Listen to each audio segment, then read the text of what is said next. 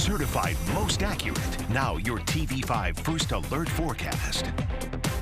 Today is opening day for a lot of our hunters, and though you're probably out already into your blind, we are still looking at a forecast that's at least a little bit more mild for folks who are still waiting to grab that forecast before heading out. Our winds are still a little bit on the lighter side this morning, but they are going to continue to pick up along with our temperatures. We were able to hold on to a little bit of that heat that we felt yesterday, so we didn't cool out all that much. So we'll continue to see these numbers climb here through the morning. The cloud cover, that's going to be sticking around, and we do have those few showers that we're going to be timing out. But one other part of the forecast to keep in mind is the wind. We are going to have those winds coming out of the south-southwest as we go here through the morning. But once we get into the evening, that cold front comes by, and then it's going to shift that wind out of the northwest. That's going to be closer towards dinner time tonight. But you'll see here for much of the day that we are going to find our peak winds around 25, even getting closer towards 30 miles per hour. So plan on those speeds to be a little more elevated today.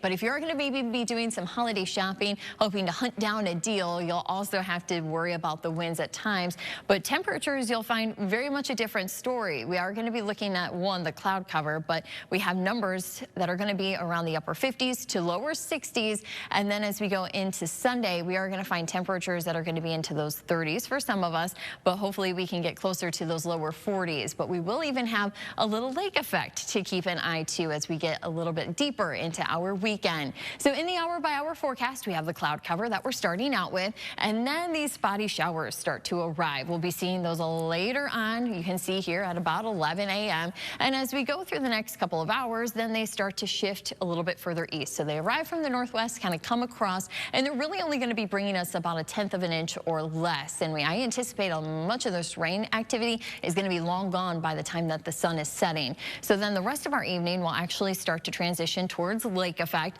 So we can see that we have some bands that already set up early Sunday morning. These are going to kind of continue to be around, bringing some of us some flurries at better chance. Our northern counties coming across the bay and into the thumb.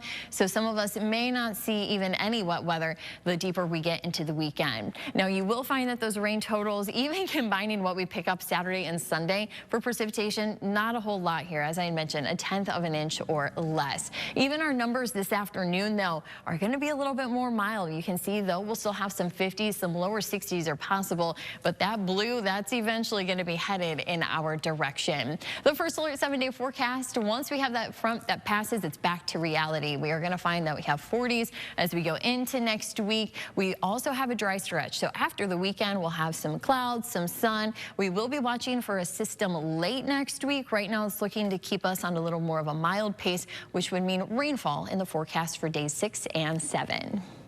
Stay with WNEM TV5 on air, on the go, and online for more news and weather updates.